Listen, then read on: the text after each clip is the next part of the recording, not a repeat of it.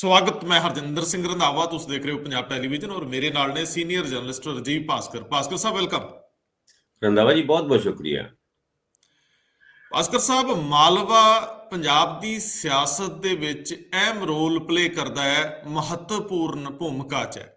ਸਭ ਤੋਂ ਵੱਧ ਸੀਟਾਂ ਮਾਲਵੇ 'ਚੋਂ ਆਉਂਦੀਆਂ ਔਰ ਮਾਲਵੇ ਨੇ ਫੈਸਲਾ ਕਰਨਾ ਹੁੰਦਾ ਹੈ ਕਿ ਇਸ ਵਾਰੀ ਕਿਸ ਧਿਰ ਦੀ ਲਹਿਰ ਬਣੂਗੀ। ਔਰ ਮਾਲਵੇ ਦੇ ਲੋਕਾਂ ਦੀ ਫਿਤਰਤ ਹੈ, ਸੁਭਾਅ ਹੈ ਕਿ ਇਹ ਅਕਸਰ ਤਜਰਬਾ ਕਰਦੇ ਆ, ਇਹ ਨਵੇਂ-ਨਵੇਂ ਐਕਸਪੈਰੀਮੈਂਟ ਕਰਨ 'ਚ ਯਕੀਨ ਰੱਖਦੇ ਆ। ਹੁਣ ਜੋ ਸੁਲਗ ਰਹੀ ਆ ਮਾਲਵੇ ਦੇ ਧੁਰ ਅੰਦਰ, ਜਿਹੜੀ ਸਿਆਸੀ ਹਵਾ ਹੈ, ਉਹਨੇ ਬਹੁਤ ਸਾਰੇ ਸਿਆਸਤਦਾਨਾਂ ਨੂੰ ਕੱਚੀ ਨੀਂਦੋਂ ਉਠਾਤਾ ਹੈ।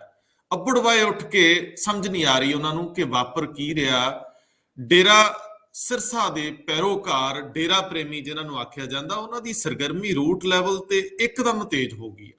ਪੰਜਾਬ ਦੀ ਰਾਜਨੀਤੀ ਦੇ ਵਿੱਚ ਇਸ ਪੱਖ ਨੇ ਬਹੁਤ ਸਾਰੇ ਵੱਡੇ ਫੈਸਲਾਕੁੰਨ ਰੋਲ ਪਲੇ ਕੀਤੇ ਆ। ਅਕਾਲੀ ਦਲ ਨੂੰ ਬਹੁਤ ਵੱਡੇ ਸੰਕਟ ਦਾ ਸਾਹਮਣਾ ਕਰਨਾ ਪਿਆ, ਬੇਅਦਬੀ ਮਾਮਲੇ ਤੇ ਹੋਰ ਬਹੁਤ ਕੁਝ ਐਸਾ ਰਿਹਾ ਜਿੱਥੇ ਪੰਥਕ ਤੇ ਡੇਰਾ ਪ੍ਰੇਮੀ ਧਿਰਾਂ 'ਚ ਟਕਰਾਅ ਵੀ ਰਿਹਾ। ਹੁਣ ਚਾਣਚੱਕ ਡੇਰੇ ਦੀ ਸਰਗਰਮੀ ਔਰ ਚੁੱਪ ਚਪੀਤੇ ਸਰਗਰਮੀ ਨੇ ਇੱਕ ਨਵੀਂ ਗੱਲ ਛੇੜਤੀ ਆ ਕਿ ਕਿਹੜੀ ਧਿਰ ਨੂੰ ਇਸ ਵਾਰੀ ਫਾਇਦਾ ਹੋਣ ਵਾਲਾ ਡੇਰਾ ਪ੍ਰੇਮੀਆਂ ਦਾ ਸਿੱਧਾ।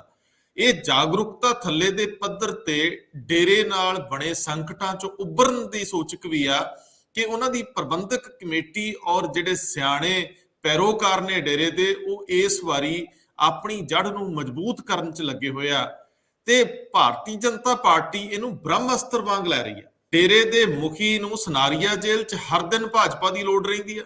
ਸੋ ਮਾਲਵਾ ਪੱਟੀ ਦੇ ਵਿੱਚ ਭਾਜਪਾ ਔਰ ਡੇਰਾ ਪ੍ਰੇਮੀਆਂ ਦਾ ਇਕੱਠੇ ਤੁਰਨਾ ਕੋਈ ਕਿਸੇ ਨੂੰ ਅਖੜ ਨਹੀਂ ਸਕਦਾ, ਲੇਕਿਨ ਇਸੇ ਵਿੱਚ ਬਾਕੀ ਪਾਰਟੀਆਂ ਦੀ ਨੀਂਦ ਉੱਡ ਗਈ ਆ। ਸਮਝ ਨਹੀਂ ਆ ਰਿਹਾ ਕਿਹੜੇ ਨਜ਼ਰੀਏ ਤੋਂ ਅੱਗੇ ਵਧਣ। ਪਰ ਮੈਂ ਇਹਨੂੰ ਹੋਰ ਥੋੜਾ ਜਿਹਾ ਵਿਸਥਾਰ ਦੇਣਾ ਚਾਹੁੰਦਾ ਹੈ ਕਿ ਮਾਲਵਾ ਹੀ ਇੱਕ ਐਸਾ ਖਿੱਤਾ ਹੈ ਜਿੱਥੋਂ ਕਿਸਾਨ ਜਥੇਬੰਦੀਆਂ ਦਾ ਸਭ ਤੋਂ ਵੱਡੀ ਤਾਕਤ ਆਉਂਦੀ ਹੈ।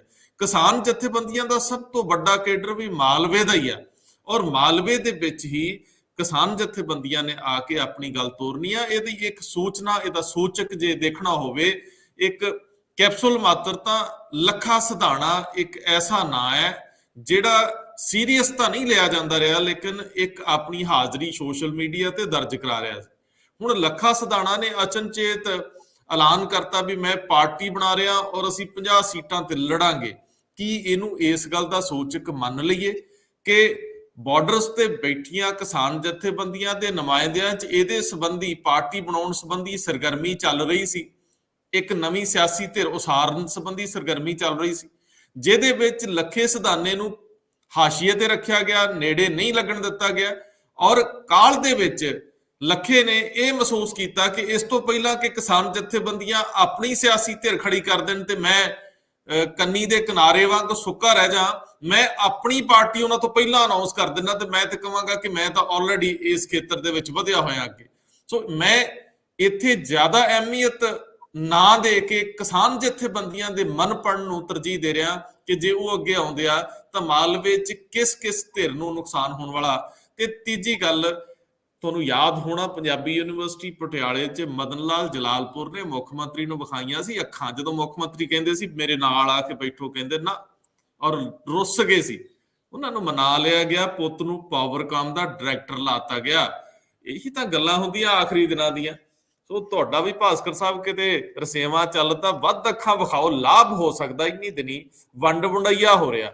ਮੈਂ ਮੁੜ ਕੇ ਆਵਾਂ, ਮੈਨੂੰ ਇਹ ਡੇਰਾ ਜਿਹੜਾ ਪ੍ਰੇਮ ਹੈ ਔਰ ਖਾਸ ਤੌਰ ਤੇ ਪੋਲੀਟੀਸ਼ੀਅਨਸ ਦਾ ਪ੍ਰੇਮ ਆ, ਇਹ ਇਸ ਵਾਰੀ ਕਿਹੜੀ ਧਿਰ ਨੂੰ ਫਾਇਦਾ ਦੇਊ ਤੇ ਕਿਹੜੀ ਨੂੰ ਨੁਕਸਾਨ ਪਹੁੰਚਾਊ। ਉਂਝ ਡੇਰੇ ਵਾਲਿਆਂ ਲਈ ਬਹੁਤ ਔਖਾ ਹੈ ਪੰਜਾਬ ਦੀ ਪਿੱਚ ਤੇ ਖੇਡਣਾ।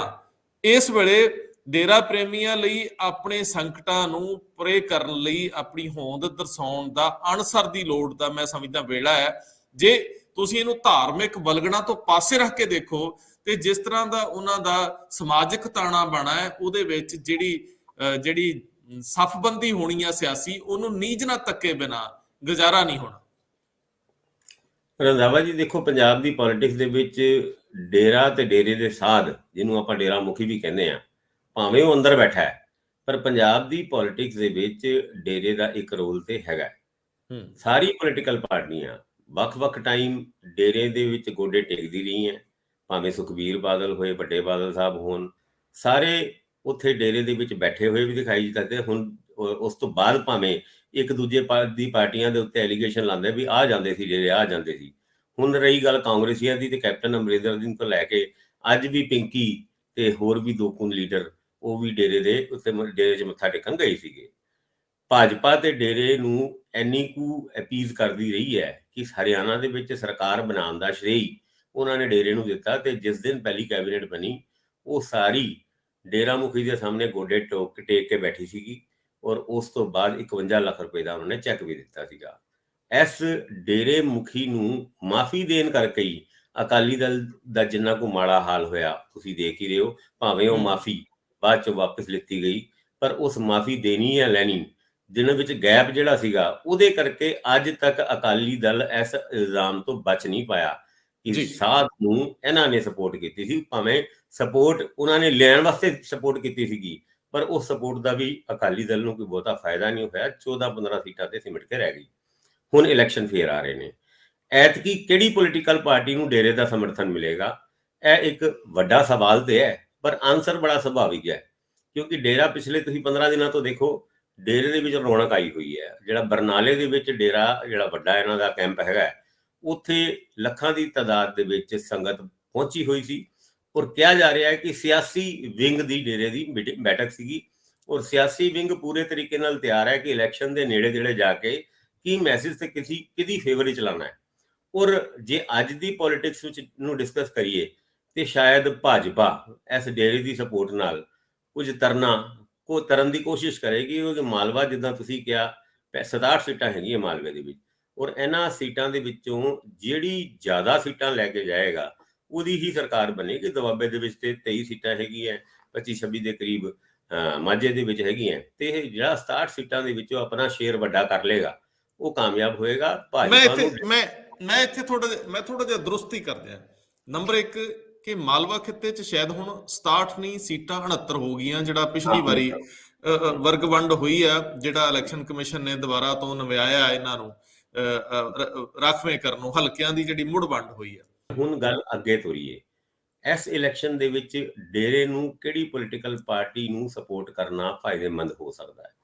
ਉਹ ਸਾਫ਼ ਤੌਰ ਤੇ ਇੱਕੋ ਹੀ ਪੋਲੀਟੀਕਲ ਪਾਰਟੀ ਹੈ ਜਿਹਦੇ ਨਾਲ ਉਹਨਾਂ ਨੂੰ ਰਲਣਾ ਪਸੰਦ ਵੀ ਆਏਗਾ, ਔਰ ਉਹ ਉਹਨਾਂ ਦਾ ਭਲਾ ਵੀ ਕਰ ਸਕਦੇ ਆ। ਉਹ ਹੈਗੀ ਭਾਜਪਾ ਇਸ ਟਾਈਮ ਪੰਜਾਬ ਦੇ ਵਿੱਚ ਆਪਣਾ ਰਾਜਨੀਤਿਕ ਆਧਾਰ ਬਣਾਉਣ ਵਾਸਤੇ ਕਿਸੇ ਦੀ ਵੀ ਮਦਦ ਕਰਨ ਨੂੰ ਤਿਆਰ ਹੋ ਸਕਦੀ ਹੈ। ਖੇਤੀ ਕਾਨੂੰਨਾਂ ਦੇ ਵਿੱਚ 1 ਸਾਲ ਦੇ ਰਿੜਕੇ ਤੋਂ ਬਾਅਦ ਮਾਫੀ ਮੰਗ ਲੈਣਾ, ਠੰਡੇ ਪਾਣੀ ਨਾਲ ਨਾ ਲੈਣਾ, ਇਹ ਤੁਸੀਂ ਮੋਦੀ ਸਾਹਿਬ ਨਾਲ ਦੇਖ ਹੀ ਲਿਆ ਕਿ 1 ਸਾਲ ਤੱਕ ਅੜੇ ਰਹੇ ਕਿ ਤਿੰਨੋਂ ਕਾਨੂੰਨ ਚੰਗੇ ਨੇ, ਔਰ ਅਚਾਨਕ ਹੀ ਗੁਰਪੁਰਬ ਦੇ ਵਾਲੇ ਦਿਨ ਆ ਕੇ ਉਹਨਾਂ ਨੇ ਕਿਹਾ ਵੀ ਇਨ ਤਿੰਨੋਂ ਕਾਨੂੰਨੋਂ ਕੋ ਰੱਦ ਕਰਤੇ, ਔਰ ਕੱਲ ਉਹ ਕਾਨੂੰਨ ਰੱਦ ਹੋ ਵੀ ਗਏ।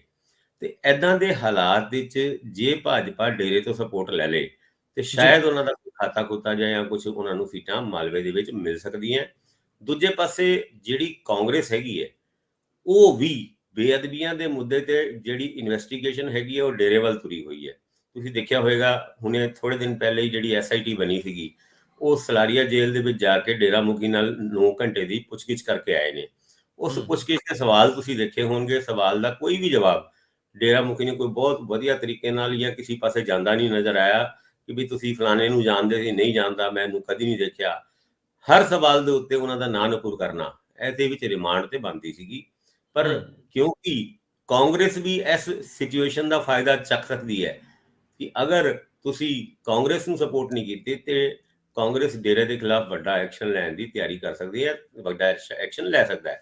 ਇੱਥੇ ਵੀ ਪੋਲੀਟੀਕਲ ਜਿਹੜੀ ਡੀਲ ਹੈ ਉਹ ਇੱਕ ਹੋ ਸਕਦੀ ਹੈ। ਤੀਜੇ ਪਾਸੇ ਅਕਾਲੀ ਦਲ ਪਹਿਲੇ ਆਪਣੇ ਹੱਥ ਜਲਾ ਕੇ ਬੈਠਾ ਹੋਇਆ ਹੈ। ਤੁਹਾਨੂੰ ਯਾਦ ਹੋਏਗਾ ਉਹ ਮਾਫੀ ਵਾਲੀ ਗੱਲ ਜਿਹੜੀ ਆਪਾਂ ਕਰਕੇ ਹਟੇ ਆ, ਉਹ ਮਾਫੀ ਦੇਣੀ ਤੇ ਲੈਣੀ, ਉਸ ਮਾਫੀ ਦੇਣ ਤੇ ਲੈਣ ਦੇ ਵਿੱਚ ਜਿਹੜਾ ਫਰਕ ਸੀਗਾ ਉਹਨੇ ਹੀ ਅਕਾਲੀ ਦਲ ਨੂੰ 14-15 ਸੀਟਾਂ ਤੇ ਸੀਮਿਤ ਕਰਤਾ ਪਿਛਲੇ ਇਲੈਕਸ਼ਨ ਦੇ ਵਿੱਚ। ਡੇਰੇ ਦੀ ਸਪੋਰਟ ਲੈਣ ਦੀ ਹਿਮਾਇਤ ਕਰ ਸਕਦੇ ਆ ਕਿ ਨਹੀਂ, ਮੈਨੂੰ ਲੱਗਦਾ ਨਹੀਂ ਕਿ ਏਦਾਂ ਦੀ ਹਿਮਾਕਤ ਉਹ ਕਰ ਸਕਦੇ ਨੇ। ਕਾਰਨ ਪਿਛਲੀ ਵਾਰ ਓਪਨਲੀ ਇਸ ਗੱਲ ਨੂੰ ਚੈਲੰਜ ਕੀਤਾ ਗਿਆ ਸੀਗਾ, ਓਪਨਲੀ ਇਸ ਗੱਲ ਨੂੰ ਰਿਵੀਲ ਕੀਤਾ ਗਿਆ ਸੀਗਾ ਕਿ ਡੇਰਾ ਮੁਖੀ ਐਤਕੀ ਅਕਾਲੀ ਦਲ ਨੂੰ ਸਪੋਰਟ ਕਰੇਗਾ, ਔਰ ਅਗਰ ਉਹ ਸਪੋਰਟ ਕੀਤੀ ਹੁੰਦੀ ਤੇ 14-15 ਸੀਟਾਂ ਤੇ ਸਿਮਟ ਕੇ ਰਹਿ ਗਏ। ਮੈਨੂੰ ਲੱਗਦਾ ਫਿਰ ਵੀ ਅਕਾਲੀ ਦਲ ਦਾ ਮਾਲਵੇ ਦੇ ਵਿੱਚ ਪ੍ਰਦਰਸ਼ਨ ਠੀਕ ਠਾਕ ਜਿਹਾ ਸੀਗਾ, ਉਹ ਸ਼ਾਇਦ ਹੋ ਸਕਦਾ ਹੈ ਉਹ ਡੇਰੇ ਦੀ ਸਪੋਰਟ ਸੀਗੀ, ਉਹ ਉਹਨਾਂ ਨੂੰ ਮਿਲ ਗਈ ਹੋਏ, ਪਰ ਵਿਨੇਬਲ ਨਹੀਂ ਹੋ ਪਾਏ। ਇਸ ਕਰਕੇ ਭਾਜਪਾ ਵਾਸਤੇ ਵੀ ਇੱਕ ਹੋਰ ਕੰਬੀਨੇਸ਼ਨ, ਭਾਵੇਂ ਡੇਰੇ ਦੀ ਸਪੋਰਟ ਉਹਨਾਂ ਨੂੰ ਮਿਲ ਵੀ ਜਾਏ, ਜੇ ਫਿਰ ਵੀ ਉਹ ਵਿਨੇਬਲ ਨਹੀਂ ਹੁੰਦੇ ਤੇ ਉਹਨਾਂ ਨੂੰ ਇੱਕ ਅੱਧ ਡੇਰੇ ਨੂੰ ਹੋਰ ਆਪਣੇ ਨਾਲ ਜੋੜਨਾ ਪਏਗਾ। ਹੁਣ ਡੇਰੇ 3-4 ਹੈਗੇ ਨੇ ਜਿਹੜੇ ਪੰਜਾਬ ਦੇ ਵਿੱਚ ਬਹੁਤ ਵਧੀਆ ਤਰੀਕੇ ਨਾਲ ਪੂਜੇ ਵੀ ਜਾਂਦੇ ਨੇ, ਉਹਨਾਂ ਦੀ ਪੋਲੀਟੀਕਲ ਮਾਨਤਾ ਵੀ ਹੈਗਾ। ਮੈਂ ਜਦ ਕਹਿੰਦਾ ਪੋਲੀਟੀਕਲ ਮਾਨਤਾ, ਤੁਸੀਂ ਇਹ ਦੇਖੋ ਕਿ ਜਦ ਵੀ ਇਲੈਕਸ਼ਨ ਹੁੰਦੇ ਨੇ ਉਸ ਤੋਂ ਪਹਿਲੇ ਦਿੱਲੀ ਤੋਂ ਹੈਲੀਕਾਪਟਰ ਉੱਡਦਾ, ਕੋਈ ਚੰਡੀਗੜ੍ਹ ਤੋਂ ਹੈਲੀਕਾਪਟਰ ਉੱਡਦਾ, ਉਹ ਡੇਰਾ ਬਿਆਸ ਜਾਂਦਾ, ਔਰ ਬਾਹਰ ਆ ਕੇ ਇਹ ਕਿਹਾ ਜਾਂਦਾ ਕਿ ਬਾਬਾ ਜੀ ਦਾ ਆਸ਼ੀਰਵਾਦ ਲੈਣ ਆਏ ਸੀ, ਮਿਲੇ ਸੀ। ਖੈਰ ਡੇਰਾ ਬਿਆਸ ਦੀ ਗੱਲ ਕਰੀਏ ਤੇ ਡੇਰਾ ਬਿਆਸ ਕਦੀ ਵੀ ਇਲੈਕਸ਼ਨ ਦੇ ਵਿੱਚ ਖੁੱਲ ਕੇ ਨਾ ਕਿਸੇ ਦੀ ਹਿਮਾਕਤ ਕਰਦਾ, ਨਾ ਕਿਸੇ ਦੀ ਵਿਰੋਧ ਕਰਦਾ। ਔਰ ਡੇਰਾ ਬੱਲਾ ਇੱਕ ਜਿਹੜਾ ਜਲੰਧਰ ਦੇ ਵਿੱਚ ਹੈ, ਉੱਥੇ ਵੀ ਭਾਵੇਂ ਕੇਜਰੀਵਾਲ ਹੋਏ, ਭਾਵੇਂ ਨਵਜੋਤ ਸਿੰਘ ਸਿੱਧੂ ਹੋਏ, ਭਾਵੇਂ ਚੰਨੀ ਹੋਣ, ਭਾਵੇਂ ਕੈਪਟਨ ਅਮਰਿੰਦਰ ਸਿੰਘ ਜਾਂ ਸੁਖਬੀਰ ਬਾਦਲ, ਸਾਰੇ ਹੀ ਵੱਖ-ਵੱਖ ਟਾਈਮ ਉੱਥੇ ਮੱਥਾ ਟੇਕਣ ਆਉਂਦੇ ਨੇ। ਫਾਇਦਾ ਕਿਹਨੂੰ ਹੁੰਦਾ ਹੈ ਹਜੇ ਤੇ ਪਤਾ ਨਹੀਂ, ਪਰ ਕਿਉਂਕਿ ਡੇਰਾ ਬੱਲਾ ਦੇ ਜਿਹੜੇ ਵੀ ਵੋਟਰ ਨੇ ਜਾਂ ਸਪੋਰਟਰ ਨੇ, ਉਹ ਕਦੀ ਐਨ ਬਲੋਕ ਵੋਟ ਨਹੀਂ ਪਾਉਂਦੇ, ਉਹ ਡਿਵਾਈਡ ਹੋ ਜਾਂਦੀ ਹੈ। ਹਾਂ, ਡੇਰਾ ਸਿਰਸਾ ਦੇ ਬਾਰੇ ਚ ਕਿਹਾ ਜਾ ਸਕਦਾ ਹੈ ਕਿ ਉਹ ਐਨ ਬਲੋਕ ਵੋਟ ਪਾਉਂਦੇ ਨੇ, ਜੋ ਹੁਕਮ ਸਿਆਸੀ ਵਿੰਗ ਤੋਂ ਆ ਗਿਆ ਉੱਥੇ ਉਹ ਅੱਖਾਂ ਮੀਚ ਕੇ ਠੱਪਾ ਲਾ ਦਿੰਦੇ ਨੇ। ਹੁਣ ਡੇਰਾ ਬਿਆਸ ਦੀ ਕੋਈ ਪੋਲੀਟੀਕਲ ਸੋਚ ਜਾਂ ਪੋਲੀਟੀਕਲ ਐਫੀਲੀਏਸ਼ਨ ਨਹੀਂ ਹੈਗੀ।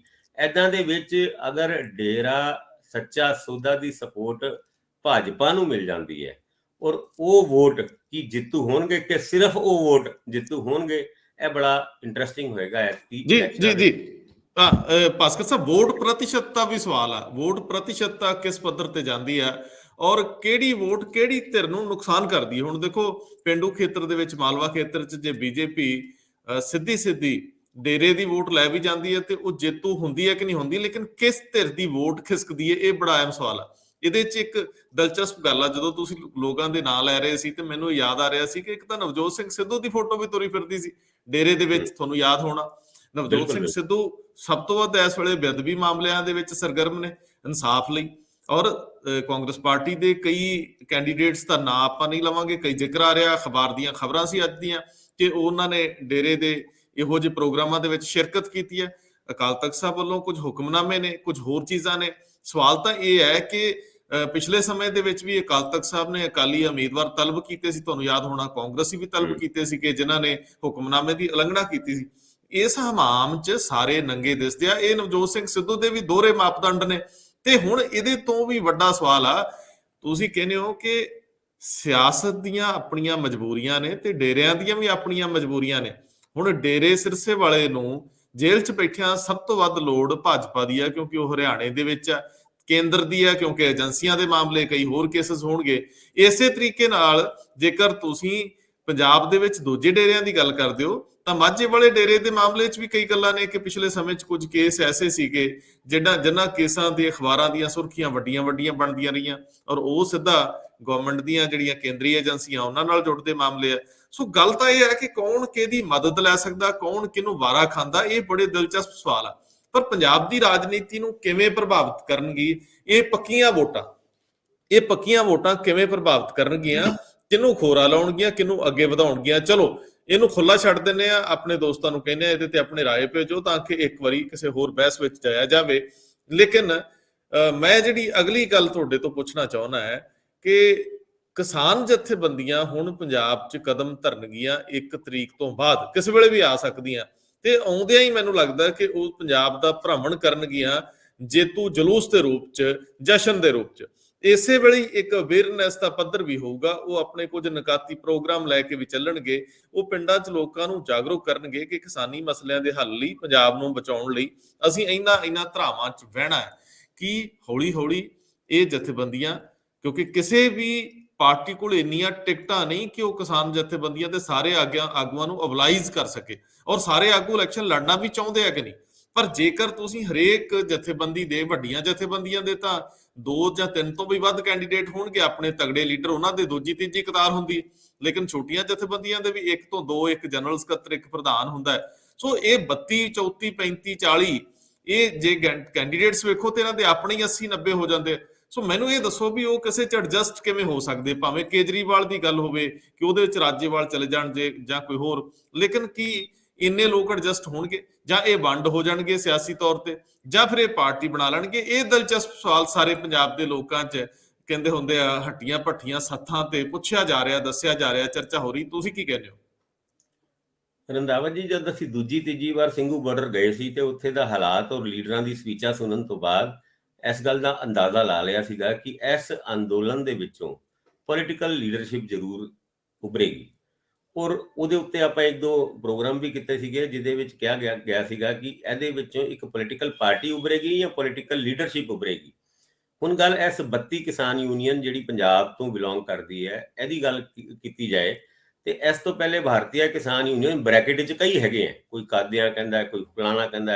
ਯਾਨੀ ਕਹਿਣ ਦੀ ਗੱਲ ਹੈ ਵੇ ਕਿ ਇਸ ਅੰਦੋਲਨ ਤੋਂ ਪਹਿਲੇ ਕੋਈ ਏਕਾ ਨਹੀਂ ਸੀਗਾ, ਇੱਕ ਦੂਜੇ ਨਾਲ ਗੱਲ ਕਰਨਾ ਵੀ ਪਸੰਦ ਨਹੀਂ ਕਰਦੇ ਸੀਗੇ। ਹਾਂ, ਇਸ ਅੰਦੋਲਨ ਨੇ ਕੁਝ ਸੂਝਵਾਨ ਆਗੂਆਂ ਦੀ ਇੱਕ ਛਵੀ ਤਿਆਰ ਕੀਤੀ ਹੈ ਜਿਹਦੇ ਵਿੱਚ ਬਲਬੀਰ ਸਿੰਘ ਰਾਜੇਵਾਲ ਵੀ ਹੈਗੇ ਨੇ।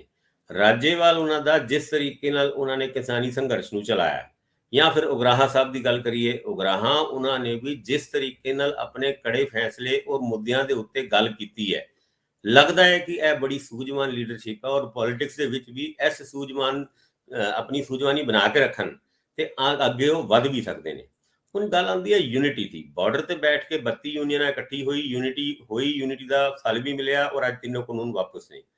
ਪੰਜਾਬ ਪਰਤਦੇ ਨੇ। ਫਤਿਹ ਮਾਰਚ ਦੀ ਤੁਸੀਂ ਸਲਾਹ ਦੇ ਹੀ ਚੁੱਕੇ ਹੋ। ਫਤਿਹ ਮਾਰਚ ਤੋਂ ਇੱਕ ਯੂਨਿਟੀ ਜ਼ਰੂਰ ਦਿਖਾਈ ਦਿੱਤੀ ਜਾ ਸਕਦੀ ਹੈ, ਪਰ ਜਦ ਗੱਲ ਪੋਲਿਟਿਕਸ ਦੀ ਆਉਂਦੀ ਹੈ ਤੇ ਇੱਥੇ ਤੇ ਫਿਰ ਭਰਾ ਦਾ ਨਹੀਂ ਹੁੰਦਾ ਤੇ ਹਰ ਕੋਈ ਸ਼ਰੀਕ ਹੁੰਦਾ।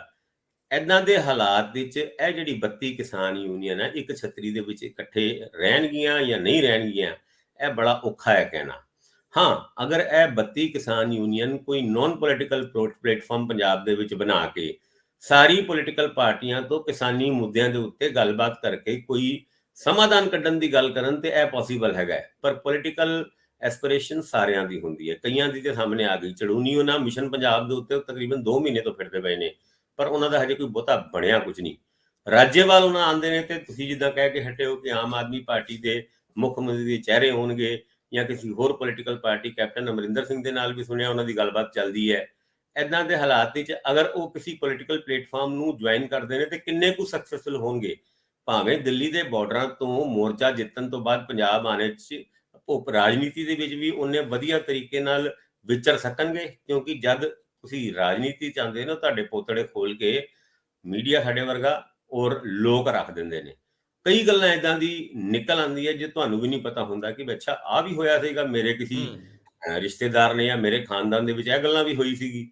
ਤੇ ਜਦ ਰਾਜਨੀਤੀ ਦੇ ਵਿੱਚ ਹੁਣ ਕਿਸਾਨਾਂ ਦੀ ਯੂਨਿਟੀ ਦੇ ਉੱਤੇ ਡਿਪੈਂਡ ਕਰਦਾ ਹੈ ਕਿ ਉਹ ਕਿੰਨਾ ਕੁ ਅੱਗੇ ਵਧਦੇ ਨੇ। ਜੇ ਯੂਨਾਈਟਿਡ ਰਹਿਣਗੇ ਤੇ ਕੁਝ ਕਰ ਸਕਦੇ ਨੇ, ਭਾਵੇਂ ਇਲੈਕਸ਼ਨ ਲੜਨ ਜਾਂ ਨਾ ਲੜਨ। ਨਾ ਇਲੈਕਸ਼ਨ ਲੜ ਕੇ ਵੀ ਉਹ ਸਾਰੀ ਪੋਲੀਟੀਕਲ ਪਾਰਟੀਆਂ ਨੂੰ ਆਪਣੀ ਗੱਲ ਮਨਵਾਉਣ ਦੀ ਸਮਰੱਥਾ ਪੰਜਾਬ ਦੇ ਵਿੱਚ ਰੱਖਦੇ ਨੇ, ਖਾਸ ਕਰਕੇ ਦਿੱਲੀ ਦੇ ਮੋਰਚੇ ਦੀ ਫਤਿਹ ਕਰਨ ਤੋਂ ਬਾਅਦ। ਫਤਿਹ ਯਾਤਰਾ ਵਾਲੀ ਜਿਹੜੀ ਗੱਲ, ਫਤਿਹ ਮਾਰਚ ਵਾਲੀ ਜਿਹੜੀ ਗੱਲ ਸੀ ਨਾ, ਮੈਨੂੰ ਇਹ ਲੱਗਦਾ ਹੈ ਕਿ ਕਿਸਾਨਾਂ ਨੂੰ ਮੇਰੀ ਇੱਕ ਰਾਏ ਵੀ ਹੈਗੀ ਹੈ, ਮਸ਼ਵਰਾ ਵੀ ਹੈਗਾ ਕਿ ਬਜਾਏ ਕਿ ਰਾਜਨੀਤਿਕ ਜਾਂ ਪੋਲੀਟੀਕਲ ਪਲੇਟਫਾਰਮ ਜੁਆਇਨ ਕਰਨ, ਆਪਣੀ ਯੂਨਿਟ ਨੂੰ ਬਾਰਡਰਾਂ ਤੋਂ ਉੱਦਾਂ ਹੀ ਵਾਪਸ ਲੈ ਕੇ ਆਉਣ। ਅੱਗੇ ਚੱਲ ਕੇ ਵੀ ਅਗਰ ਉਹ ਯੂਨਾਈਟਿਡ ਰਹਿ ਸਕਦੇ ਹਨ ਤੇ ਸਿਆਸੀ ਔਰ ਕਿਸਾਨੀ ਮੁੱਦਿਆਂ ਦਾ ਹੱਲ ਉਹ ਆਪਣੀ ਮਰਜ਼ੀ ਨਾਲ, ਆਪਣੇ ਤਰੀਕੇ ਨਾਲ ਕਿਸੇ ਵੀ ਪੋਲੀਟੀਕਲ ਪਾਰਟੀ, ਕਿਸੇ ਵੀ ਸਰਕਾਰ ਤੋਂ ਕਰਵਾ ਸਕਦੇ ਨੇ। ਪਰ ਇਹ ਕੰਮ ਅਫਸੋਸ ਨਾਲ ਹੋਣਾ ਨਹੀਂ, ਕਾਰਨ ਕਿ ਤੁਸੀਂ ਇਹ ਦੇਖੋ ਕਿ 2-4 ਦਿਨਾਂ ਤੋਂ ਜਦ ਕਿਸਾਨ ਪਰਤਣਗੇ ਤੇ ਵੱਖ-ਵੱਖ ਰੁਖ ਹੋਏਗਾ, ਵੱਖ-ਵੱਖ ਪੋਲੀਟੀਕਲ ਪਾਰਟੀਆਂ ਦੇ ਨਾਲ ਉਹਨਾਂ ਦੀ ਐਫੀਲੀਏਸ਼ਨਸ ਦੀ ਗੱਲਾਂ ਚੱਲਣਗੀਆਂ ਔਰ ਕੋਈ ਕਿੱਥੇ ਬੈਠੇਗਾ, ਕੋਈ ਕਿੱਥੇ ਬੈਠੇਗਾ ਔਰ ਗੱਲ ਉਹ ਬਣ ਨਹੀਂ ਪਾਏਗੀ ਜਿਹੜੀ ਯੂਨਿਟੀ ਦੇ ਵਿੱਚ ਹੁੰਦੀ। ਬਿਲਕੁਲ ਬਿਲਕੁਲ ਭਾਸਕਰ ਸਾਹਿਬ, ਲੇਕਿਨ ਤੁਸੀਂ ਇੱਕ ਬਹੁਤ ਪਿਆਰਾ ਮੁੱਦਾ ਉਠਾਇਆ ਕਿ ਜੇਕਰ ਕਿਸਾਨ ਜਥੇਬੰਦੀਆਂ ਇਸ ਨਾਜ਼ੁਕ ਮੋੜ ਤੇ ਕਾਹਲੀ ਨਾ ਕਰਨ ਤਾਂ ਇੱਕ ਪ੍ਰੈਸ਼ਰ ਗਰੁੱਪ ਬਣਾ ਕੇ ਰੱਖਣ। ਪੰਜਾਬ ਦੀ ਕਿਸੇ ਵੀ ਸਰਕਾਰ ਦੀ ਜ਼ਰੂਰਤ ਨਹੀਂ ਕਿ ਹੁਣ ਇਹਨਾਂ ਦੀ ਯੂਨਿਟੀ ਅੱਗੇ ਖੜ ਜੇ। ਮੈਨੂੰ ਤਾਂ ਲੱਗਦਾ ਕੇਂਦਰ ਨੂੰ ਵੀ ਜਦੋਂ ਮਿਲਿਆ ਕਰਨਗੇ ਉਹ ਕਿਹਾ ਕਰਨਗੇ ਅੱਛਾ ਪੰਜਾਬੋਂ ਤੁਰ ਪਿਆ, ਇਹਨਾਂ ਲਈ ਪਹਿਲਾਂ ਰੈੱਡ ਕਾਰਪਟ ਵਿਛਾ ਦਿਓ, ਸੱਦ ਲਓ ਜੀ, ਜਿੱਥੇ ਕਹਿੰਦੇ ਚਾਹ ਪਿਆਓ, ਵਿਸਕੀ ਤਾਂ ਪਤਾ ਨਹੀਂ ਪੀਂਦੇ ਕਿ ਨਹੀਂ ਪੀਂਦੇ, ਨਹੀਂ ਤੇ ਉਹ ਵੀ ਪਿਆ ਦਿਆ ਕਰਦੇ ਸ਼ਾਮ ਨੂੰ। ਪਰ ਚਲ ਛੱਡੋ, ਆਪਾਂ ਇਹਨਾਂ ਗੱਲਾਂ ਚੋਂ ਕੀ ਲੈਣਾ। ਗੱਲ ਤਾਂ ਇੰਨੀ ਕੁ ਹੈ ਕਿ ਪ੍ਰੈਸ਼ਰ ਗਰੁੱਪ ਦਾ ਬੜਾ ਮਹੱਤਵ ਹੁੰਦਾ। ਫੂਲਕਾ ਸਾਹਿਬ ਨੇ ਇੱਕ ਵਾਰੀ ਇੱਕ ਪ੍ਰੋਗਰਾਮ 'ਚ ਕਿਹਾ ਸੀਗਾ ਕਿ ਪੋਲੀਟੀਕਲ ਪਾਰਟੀਆਂ ਨਾਲੋਂ ਵੀ ਪ੍ਰੈਸ਼ਰ ਗਰੁੱਪ ਬੜੇ ਅਹਿਮ ਆ। Harvinder Singh Phoolka senior advocate supreme court ਦੇ, ਜਿਨ੍ਹਾਂ ਨੇ ਬਹੁਤ ਸਾਰੇ ਨਸਲਕੁਸ਼ੀ ਸਿੱਖਾਂ ਦੀ 84 ਦੇ ਉਹ ਕੇਸ ਲੜਿਆ, ਆਪਣਾ ਨਾਮ ਵੀ ਬਣਾਇਆ ਤੇ ਲੋਕਾਂ ਨੂੰ ਇਨਸਾਫ ਵੀ ਦਿਵਾਉਣ 'ਚ ਰੋਲ ਪਲੇ ਕੀਤਾ ਹੈ। ਹਲੇ ਇਨਸਾਫ ਮਿਲੇ ਨਹੀਂ, ਐਵੇਂ ਬਸ ਕਵਾਇਦ ਹੀ ਹੈ। ਤੇ ਉਹਨਾਂ ਦੀ ਉਹ ਗੱਲ ਮੈਨੂੰ ਤੁਹਾਡੇ ਮੂੰਹੋਂ ਬੜੀ ਚੰਗੀ ਲੱਗੀ ਆ। ਸੈਕੰਡ ਚੀਜ਼ ਜਿਹੜੀ ਮੈਂ ਹੁਣ ਜਿੱਤਿਆਉਣਾ ਚਾਹੁੰਦਾ ਹੈ ਉਹ ਇਹ ਹੈ ਕਿ ਕਦੇ ਬਾਹਬੂ ਮਰੋੜਨ ਦਾ ਸਵਾਦ ਨਹੀਂ ਵੱਖਰਾ ਹੀ ਹੁੰਦਾ। ਆ ਵੇਖ ਲਓ, ਅਗਲਿਆਂ ਨੇ ਡਾਇਰੈਕਟਰਸ਼ਿਪ ਲੈ ਲਈ ਪਾਵਰਕਾਮ ਦੀ, ਮੂੰਹ ਭਰਦਾ ਪਾਵਰਕਾਮ ਕਹਿੰਦੇ ਆ। ਕਦੇ ਬਿਜਲੀ ਬੋਰਡ ਹੁੰਦਾ ਸੀ, ਅੱਜ ਕੱਲ ਹੋਰ ਦੇ ਹੋਰ ਹੀ ਬਣ ਗਈਆਂ ਚੀਜ਼ਾਂ, ਪਰ ਤਾਕਤ ਪੂਰੀ ਆ, ਤਾਮ ਝਾਮ ਪੂਰਾ ਹੈ, ਹੋਣਾ ਚਾਹੀਦਾ ਇੰਜ। ਵੈਸੇ ਖੈਰ ਟਿੱਪਣੀ ਹਿਸਾਬ ਦੀ ਦਿਓ, ਬੰਦੇ ਜ਼ੋਰਾਵਰ ਨੇ, ਆਪਾਂ ਨਾਰਾਜ਼ ਨਹੀਂ ਕਰਨੇ। ਬਿਲਕੁਲ ਤੁਹਾਡੀ ਗੱਲ ਠੀਕ ਹੈ। ਭਾਵੇਂ ਉਹ ਕੁਲਬੀਰ ਜੀਰਾ ਹੋਏ ਜਿਹਨੇ ਸਟੇਜ ਤੇ ਖੜ ਕੇ ਇੱਕ ਸੀਨੀਅਰ ਪੁਲਿਸ ਆਫੀਸਰ ਦੀ ਤਰਫ ਇਸ਼ਾਰਾ ਕਰਕੇ ਇਹ ਕਿਹਾ ਸੀ ਮੈਂ ਇਹਨਾਂ ਦੇ ਨਾਲ ਸਟੇਜ ਸਾਂਝੀ ਨਹੀਂ ਕਰ ਸਕਦਾ ਕਿਉਂਕਿ ਇਹ ਵੀ ਨਸ਼ੇ ਦੇ ਕਾਰੋਬਾਰੀਆਂ ਨਾਲ ਮਿਲੇ ਹੋਏ ਨੇ, ਜਾਂ ਫਿਰ ਹੋਰ ਕਈ ਆਗੂ ਇਦਾਂ ਦੇ ਸੀਗੇ ਜਿਨ੍ਹਾਂ ਨੇ ਕੁਰਸੀ ਤੇ ਰਹਿੰਦੇ ਹੋਏ ਅਫਸਰਾਂ ਦੇ ਉੱਤੇ, ਬਿਊਰੋਕ੍ਰੇਸੀ ਦੇ ਉੱਤੇ ਜਾਂ ਆਪਣੇ ਹੋਰ ਲੀਡਰਾਂ ਦੇ ਖਿਲਾਫ ਆਵਾਜ਼ ਉਠਾਈ ਸੀ। ਆਹੀ ਕੁਝ ਜਲਾਲਪੁਰ ਉਹਨਾਂ ਨੇ ਵੀ ਕੀਤਾ। ਹਾਲਾਂਕਿ ਜਲਾਲਪੁਰ ਉਹਨਾਂ ਦੇ ਖਿਲਾਫ ਵੀ ਆਵਾਜ਼ਾਂ ਅਕਸਰ ਉੱਠਦੀ ਰਹਿੰਦੀ ਹੈ ਕਿ ਨਸ਼ੇ ਦੇ ਕਾਰੋਬਾਰ ਦੇ ਵਿੱਚ ਉਹਨਾਂ ਦਾ ਹੱਥ, ਉਹਨਾਂ ਦੇ ਤਾਲੁਕਾਤ, ਉਹਨਾਂ ਦੀ ਸਾਂਝੇਦਾਰੀ ਹੈ ਜਾਂ ਨਹੀਂ ਹੈ, ਸਾਨੂੰ ਨਹੀਂ ਪਤਾ, ਪਰ ਇਹ ਆਰੋਪ ਅਕਸਰ ਉਹਨਾਂ ਦੇ ਖਿਲਾਫ ਲੱਗਦੇ ਰਹੇ ਨੇ। ਉਹਨਾਂ ਨੇ ਜਦ ਪੰਜਾਬੀ ਯੂਨੀਵਰਸਿਟੀ ਦੇ ਵੀਸੀ ਦੇ ਨਾਲ ਬੈਠਣ ਤੋਂ ਮਨਾ ਕਰਤਾ ਔਰ ਇਹ ਗੱਲ ਮੰਚ ਤੋਂ ਕਹੀ ਕਿ ਆ ਤੇ ਆਰਐਸਐਸ ਦਾ ਬੰਦਾ ਹੈਗਾ, ਮੈਂ ਨਹੀਂ ਬਹਿੰਦਾ ਇਹਦੇ ਨਾਲ, ਮੈਨੂੰ ਇਹ ਲੱਗਦਾ ਹੈ ਕਿ ਚੰਨੀ ਉਹਨਾਂ ਵੀ ਡਰ ਜੇਗੇ, ਕਿਉਂਕਿ ਚੰਨੀ ਉਹਨਾਂ ਅੱਜ ਕੱਲ੍ਹ ਕਾਫੀ ਡਰੇ ਜਿਹੇ ਮਹਿਸੂਸ ਕਰਦੇ ਨੇ, ਕਿਉਂਕਿ ਸਿੱਧੂ ਵੀ ਇੱਕ ਪਾਸੇ ਉਹਨਾਂ ਦੇ ਸਟੇਜ ਦੇ ਉੱਤੇ ਹੀ ਖੜ ਕੇ ਉਹਨਾਂ ਦੀ ਗੱਲ ਨੂੰ ਕਈ ਵਾਰ ਕੱਟ ਜਾਂਦੇ ਆ, ਔਰ ਅਖਬਾਰਾਂ ਦੇ ਵਿੱਚ ਵੀ ਕਿਰਕਰੀ ਹੁੰਦੀ ਹੈ, ਲੋਕਾਂ ਦੇ ਵਿੱਚ ਵੀ ਕਿਰਕਰੀ ਹੁੰਦੀ ਹੈ ਕਿ ਇੱਕ ਪਾਸੇ ਚੰਨੀ ਉਹਨਾਂ ਕਹਿੰਦੇ 5 ਰੁਪਏ ਰੇਤਾ, ਉਹ ਕਹਿੰਦੇ ਮਤਲਬ ਹੀ ਨਹੀਂ 22 ਰੁਪਏ ਵਿਕਦਾ, 10 ਰੁਪਏ ਮੈਂ ਕਰਕੇ ਦੂੰਗਾ, ਯਾਨੀ ਚੰਨੀ ਉਹਨਾਂ ਦੀ ਗੱਲ ਨੂੰ ਉੱਥੇ ਹੀ ਕੱਟਿਆ ਜਾਂਦਾ। ਫਿਰ ਚੰਨੀ ਉਹਨਾਂ ਕਹਿੰਦੇ 100 ਰੁਪਏ ਕੇਬਲ, ਉਸ ਗੱਲ ਦਾ ਇੰਨਾ ਕੁ ਮਜ਼ਾਕ ਉੜਿਆ ਕਿ ਉਹ ਚੰਨੀ ਉਹਨਾਂ ਕੋਲ ਤੇ ਉਹ ਪਾਵਰ ਹੀ ਨਹੀਂ ਹੈਗੀ, ਪੰਜਾਬ ਸਰਕਾਰ ਕੋਲ ਤਾਂ ਪਾਵਰ ਹੀ ਨਹੀਂ ਹੈਗੀ ਕਿ ਉਹ 100 ਰੁਪਏ ਕੇਬਲ ਦਾ ਰੇਟ ਕਰਦੇ, ਜਦਕਿ ਟਰਾਈ ਨੇ ਮਿਨੀਮਮ 130 ਰੁਪਏ ਦਾ ਰੇਟ ਰੱਖਿਆ, ਉਹਦੇ ਉੱਤੇ ਖਰਚੇ ਪੈ ਕੇ ਉਹ ਇੱਕ ਰੇਟ ਜਿਹੜਾ ਲੋਕਾਂ ਤੋਂ ਲਿੱਤਾ ਜਾਂਦਾ ਹੈ। ਯਾਨੀ ਕਈ ਵਾਰ ਤੁਸੀਂ ਰਾਜਨੀਤੀ ਦੇ ਵਿੱਚ ਆਪਣੇ ਇੱਕ ਕੋਟਰੀ ਅਫਸਰਾਂ ਦੀ ਹੁੰਦੀ ਹੈ, ਕੁਝ ਹੋਰ ਲੋਕ ਹੁੰਦੇ ਆ ਜਿਹੜੇ ਤੁਹਾਨੂੰ ਗਾਈਡ ਕਰਦੇ ਆ, ਉਸ ਗਾਈਡ ਕਰਨ ਦੇ ਵਿੱਚ ਇਸ ਗੱਲ ਦੀ ਗਾਈਡੈਂਸ ਨਹੀਂ ਦਿੱਤੀ ਜਾਂਦੀ ਕਿ ਕਿਹਦਾ ਕੀ ਪ੍ਰਭਾਵ ਪੜੇਗਾ। ਤੁਸੀਂ ਵਾਅਦਾ ਕਰ ਜਾਂਦੇ ਹੋ, ਵਾਅਦਾ ਕਰਨ ਤੋਂ ਬਾਅਦ ਮੁਕਰਨਾ ਵੀ ਔਖਾ ਹੁੰਦਾ ਹੈ, ਨਾ ਹੀ ਇੰਪਲੀਮੈਂਟ ਕੀਤਾ ਜਾਂਦਾ ਹੈ।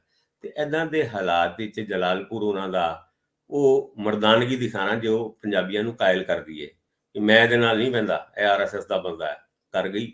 ਅਗਲੇ ਦਿਨ ਹੀ ਉਹਨਾਂ ਦੇ 2 ਦਿਨ ਬਾਅਦ ਮੇਰੇ ਖਿਆਲ ਨਾਲ ਉਹਨਾਂ ਦੇ ਬੇਟੇ ਨੂੰ ਅੱਜ ਪਾਵਰਕਾਮ ਦਾ ਡਾਇਰੈਕਟਰ ਐਡਮਿਨਿਸਟ੍ਰੇਸ਼ਨ ਲਾ ਦਿੱਤਾ ਗਿਆ। ਮੈਨੂੰ ਇਹ ਲੱਗਦਾ ਹੈ ਕਿ ਕੈਪਟਨ ਅਮਰਿੰਦਰ ਸਿੰਘ ਇਹਨਾਂ ਨੇ ਇਹ ਗੱਲ ਤੇ ਸਿੱਖੀ ਹੈ ਕਿ ਕਿੱਦਾਂ ਪਾਰਟੀ ਹਾਈ ਕਮਾਂਡ ਦੀ ਬਾਹ ਮਰੋੜ ਕੇ ਮੁੱਖ ਮੰਤਰੀ ਦੀ ਕੁਰਸੀ ਲਿੱਤੀ ਜਾਂਦੀ ਹੈ। ਇਹ ਤੇ ਚਲੋ ਡਾਇਰੈਕਟਰੀ ਬਣੇ। 2017 ਦੇ ਵਿੱਚ ਵੀ ਕੈਪਟਨ ਅਮਰਿੰਦਰ ਸਿੰਘ ਉਹਨਾਂ ਨੇ ਰਾਹੁਲ ਗਾਂਧੀ ਦੀ ਵਰਚੁਅਲੀ ਬਾਹ ਜੀ ਬਿਲਕੁਲ ਉਹਦਾ ਭਾਸਕਰ ਸਾਹਿਬ ਕੱਟ ਗਿਆ ਸਾਡੇ ਨਾਲੋਂ।